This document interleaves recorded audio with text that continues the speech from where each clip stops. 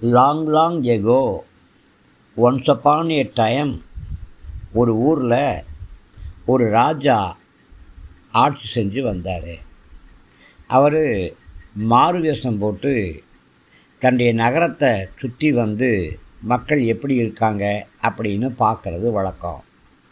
ஒரு நாள் மந்திரியை கூட்டிகிட்டு அப்படியாக அவர் போனார்.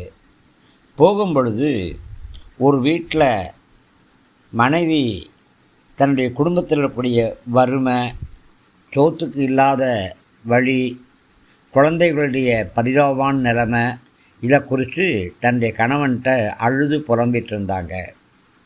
அதுக்கு கணவர் சொன்னார், பேசாமல் இருப்பா, நான் அரண்மனைக்கு சொல்லியிருக்கிறேன், எப்படியாவது ராஜாவுக்கு நம்முடைய கஷ்டம் தெரியும், ராஜா தன்னுடைய கண்ணை திறப்பார், பொறுத்திருப்பா அப்படின்னு மனைவிக்கு ஆறுதல் சொன்னான்.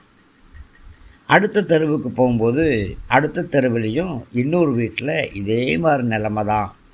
மனைவி கணவன்கிட்ட புலம்பிகிட்டு இருந்தாங்க.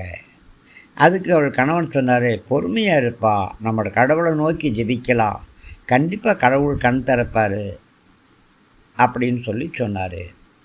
இது கேட்டவுடனே ராஜாவுக்கு அப்படியே ஷாக் ஆகிடுச்சு. ஓய் மந்திரி, இந்த 2 பேர் சொல்கிறதுல எது ஓய் சரி அப்படின்னு கேட்டார். அதுக்கு மந்திரி சொன்னார், ராஜாவே, ராஜா கண் திறப்பார் அப்படின்னு சொல்கிறத விட கடவுள் கண் திறப்பார் அப்படின்னு சொல்கிறது தான் சரி. அவங்களுக்கு தான் அதிகமான ஆசீர்வாதம் கிடைக்கும். ராஜா கண்ணை திறந்தால் கொஞ்சம் ஆசீர்வாதம், கடவுள் கண்ணை திறந்தால் நிறைய ஆசீர்வாதம் கிடைக்கும் அப்படின்னு மந்திரி சொன்னார். மந்திரி என்ன சொன்னார், மனுஷன் கண்ணை திறந்தால் கொஞ்சம் ஆசீர்வாதம், கடவுள் கண்ணை திறந்தால் நிறைய ஆசீர்வாதம். அப்படியாங்கண்ணோ, சரி நாளைக்கு ஒரு டெஸ்ட்டு வைக்கலாம் அப்படின்னு சொல்லி அரண்மனைக்கு திரும்பி வந்தாங்க. மறுநாள் ராஜா அந்த 2 குடும்ப தலைவர்களையும் வர சொன்னார்.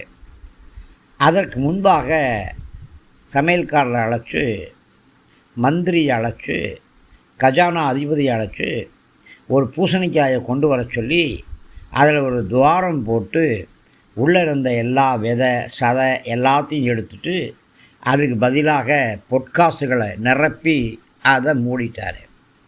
இதை யாருக்கும் தெரியாமல் பார்த்து கொண்டார். அப்புறம் ராஜா கண் திறப்பார் அப்படின்னு சொன்னார்ல, அவரை வரவழைச்சு, தம்பி என்னமோ தெரிலப்பா, இந்த பூசணிக்காயை உனக்கு கிஃப்டாக கொடுக்கணுன்னு தோணுது, இந்தா வச்சுக்க அப்படின்னு சொல்லி கொடுத்து அனுப்பிச்சார். அன்றைக்கி ராத்திரி பழையபடி ராஜாவும் மந்திரியும் மாறு வேஷத்தில் அந்த வீட்டுக்கு போனாங்க. அந்த வீட்டில் என்ன பேசுகிறாங்க அப்படின்னு பார்த்தாங்க. ராஜா கண் திறப்பார் அப்படின்னு சொன்ன வீட்டில் என்ன நடந்துச்சு அப்படின்னு மறைஞ்சிருந்து கேட்டாங்க. கணவன் ரொம்ப வெறுப்போட மனைவிட்டு சொன்னார், என்ன பெரிய ராஜாதி ராஜா கூஜாதி கூஜாவான், நான் இவ்வளவு நாள் ராஜா கண்ணை திறப்பாருன்னு காத்திருந்தேன். ராஜா என்னை கூப்பிட்டு அனுப்பி ஒரு பூசணிக்காயை கொண்டே கொடுத்தாரு. இந்த ராஜாவுடைய புத்தியை பார்த்தியா, கேவலமான புத்தி. பூசணிக்காய் ராஜா பூசணிக்காய் மட்டும்தான் கொடுத்தாரு. என்ன செய்ய முடியும், அந்த பூசணிக்காயை ஒரு கடையில் கொண்டே விற்றுட்டேன், இனிமேல் ராஜாவை நம்பி பிரயோஜனமே இல்லைப்பா அப்படின்னு அழுதுட்டே என் கணவன் சொன்னார். இதை கேட்ட ராஜா ஷாக் ஆகிட்டார். ரொம்ப ஏமாற்றம். இவனை ஆசீர்வதிக்கணும்னு சொல்லி தானே பூசணிக்காய்க்குள்ளே ஓட்டையை போட்டு தங்க காசாக நிறச்சி நான் இவனுக்கு கிஃப்டாக கொடுத்தேன், முட்டா பைய இதை கொண்டு போய் விற்றுட்டானே அப்படின்னு பேசிட்டு அடுத்த தெருவுக்கு வந்தார். அங்கே ராஜாவும் மந்திரியும் கடவுள் கண்ணை திறப்பார் அப்படின்னு சொன்ன அந்த வீட்டுக்கு போய் அங்கே என்ன பேசுகிறாங்க அப்படின்னு மறைஞ்சிருந்து கேட்டாங்க. அதுக்கு அந்த கணவர் தன் மனைவிட்ட சொன்னார், பார்த்தியா, கடவுள் கண் திறப்பான்னு நான் சொன்னது உண்மையாக போச்சு பார்த்தியா, இன்றைக்கி நம்ம வீட்டில் சமைக்கிறதுக்காக ஒரு பூசணிக்காயை வாங்கிட்டு வந்தேன், அதை நீ அறுத்த, கர்த்தருக்கு தோத்திரம் சொல்லி ஆண்டவரே, இந்த பூசணிக்காய் எங்களுக்கு கொடுத்தபடியினால் உங்களுக்கு நன்றின்னு சொல்லி நீ இந்த பூசணிக்காய் அறுத்தபோது என்ன நடந்துச்சு? பொற்காசுகள் அப்படியே கொட்டுச்சுல்ல. கடவுளுடைய கிருபையினால், கடவுளுடைய ஈவுனால், கடவுளுடைய அன்பினால் நம்முடைய வறுமை இனியோடு முடிஞ்சிருச்சுப்பா.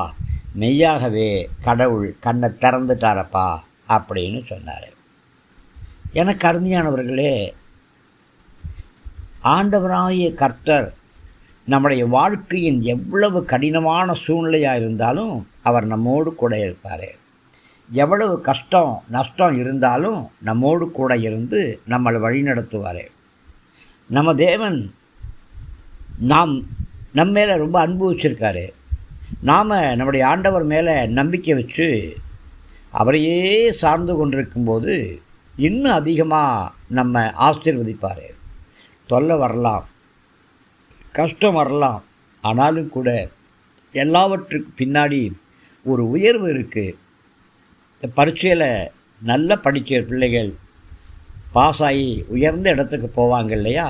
அதனால் ராஜா கண்ணை திறக்கணும் கண்டிப்பாக. ஆனால் ராஜாவை விட கடவுள் கண் திறக்கணும். கடவுள் கண்ணை திறந்துட்டார்னா ராஜாவும் கண்ணை திறப்பார். கடவுள் கண்ணை திறக்கணுமா? என்னை பொறுத்த வரைக்கும் வேண்டவே வேண்டாம். ஏன்னு சொன்னால் இஸ்ரவேலை காக்கிற தேவன் தூங்குவதும் இல்லை, உறங்குவதும் இல்லை. தொல்லை கஷ்டங்கள் சூழ்ந்திடும், துன்பம் துக்கம் வரும். ஆமாம், எவ்வளவு துன்பம் வந்தாலும், எவ்வளவு தொல்லை வந்தாலும் ஆண்டவரை, அவருடைய பாதார பிந்தங்களை, அவருடைய திருவடிகளை, அவருடைய திவ்ய சமூகத்தை சார்ந்து கொள்ளுங்க. நீங்கள் ஆசீர்வதிக்கப்படுவீங்க.